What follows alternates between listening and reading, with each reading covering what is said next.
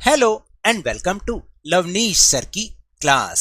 This is Directorate of Education GNCT of Delhi's worksheet assessment worksheet number 1, and it is only for class 8 students. It has taken from the subject English and we will learn and understand some question answers which are based on previous worksheet. So students, आज की इस worksheet को शुरू करने से पहले कुछ general instructions हैं.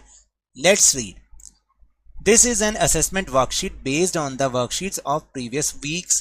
पिछले हफ्तों में आई हुई वर्कशीट्स के ऊपर बेस्ड है ये assessment worksheet. It contains 10 multiple choice questions carrying 1 mark each. यानी यहाँ पर इसमें 10 क्वेश्चंस हैं जो कि हर एक क्वेश्चन एक मार्क का है और मल्टीपल चॉइस क्वेश्चंस हैं.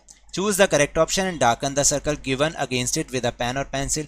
जो भी आप आंसर चूज करें यानी करेक्ट आंसर को चूज करने के बाद जो उसका सर्कल है उसको डार्कन करना है. So let's see the question number 1.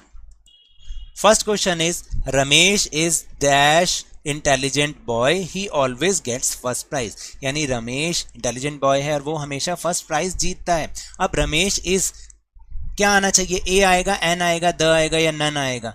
तो देखिए क्योंकि आई से स्टार्ट है, वॉवल से स्टार्ट है, तो यहां पर क्या आना चाहिए? An. Ramesh is an intelligent boy. Okay, क्योंकि आई जो है वो वॉवल है इसलिए. Then second question, I want to ask question now. यानी मैं क्वेश्चन पूछना चाहता हूं, अब क्वेश्चन पूछना चाहता हूं. तो क्या आएगा? ए आएगा या एन आएगा या द आएगा या नन आएगा?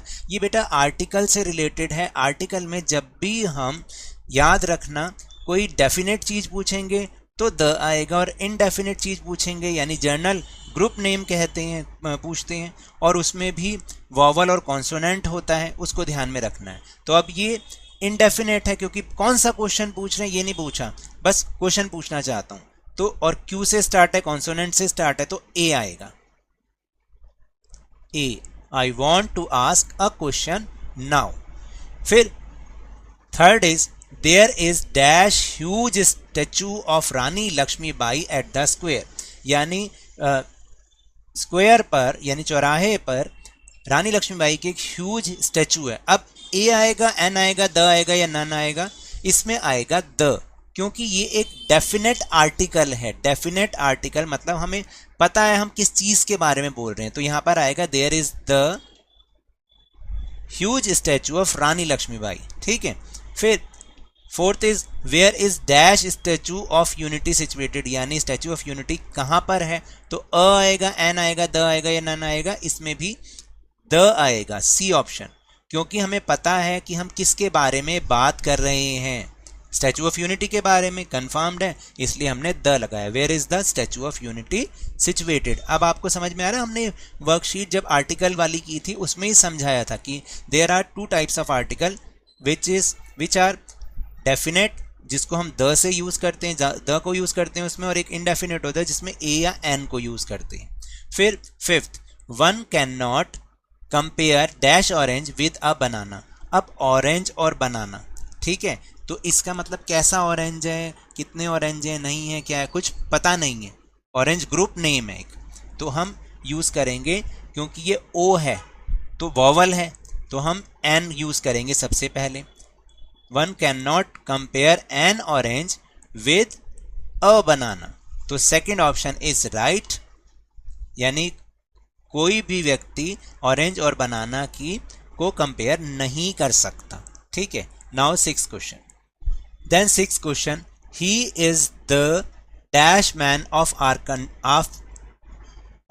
Are city. यानी वह हमारी सिटी का मैन है. कैसा? Rich man of our city, richer और रिचेस्ट या नन ऑफ दीज. तो इसमें क्या आएगा? पूरी सिटी के बारे में बोल रहा है तो इसमें कौन सी सुपरलेटिव डिग्री लगेगी? Richest. He is the richest man of our city. ठीक है, क्योंकि हम इसमें हम कंपेयर जो कर रहे हैं वो पूरी सिटी से कर रहे हैं, यानी 2 जनों से ज्यादा कर रहे हैं. अगर 2 जनों में होता तो रिचर आता, और सिंपल एक की बात होती कि he is a rich man, तब तो रिच लगाएंगे. लेकिन पूरी सिटी में कंपेयर कर रहे हैं, 2 से ज्यादा जनों में कंपेयर कर रहे हैं, तो रिचेस्ट आएगा. He is the richest man of our city, यानी वह हमारे शहर का सबसे रिचेस्ट मैन है.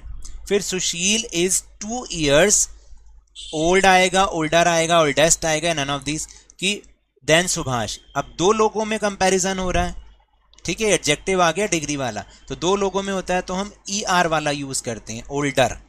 सुशील is 2 years older than Subhash, इस तरीके से याद रखना। फिर name the state of India. अब स्टेट ऑफ इंडिया में हम लार्जेस्ट लगाएंगे क्योंकि हम दो से ज्यादा स्टेट्स को कंपेयर कर रहे हैं, तो यहां पर आएगा name the largest state of India, यानी इंडिया का सबसे बड़ा स्टेट बताइए। फिर इसके बाद है it was a dash corona vaccine. एक सिंपल पॉजिटिव वाक्य है, सिंपल वाक्य है, तो सिंपल का मतलब एक पॉजिटिव वाक्य है, तो इसमें पॉजिटिव डिग्री आएगी it was a simple corona vaccine, क्योंकि दो वैक्सीन में कोई कंपैरिजन नहीं हो रहा, या बहुत सारी वैक्सीन में कंपैरिजन नहीं हो रहा, तो इसलिए इट वॉज अ सिंपल। और फिर लास्ट में there is no animal dash faithful than the dog.